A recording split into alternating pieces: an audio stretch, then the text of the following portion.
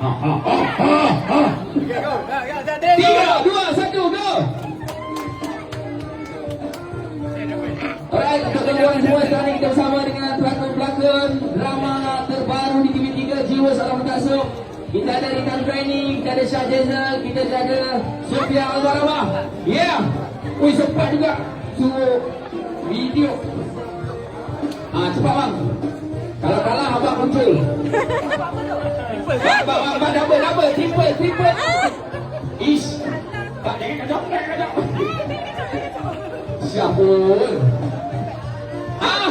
Cepat tutup. Tutup. Astagfirullahaladzim bang. Sorry. Allah bang, saya tak sedar.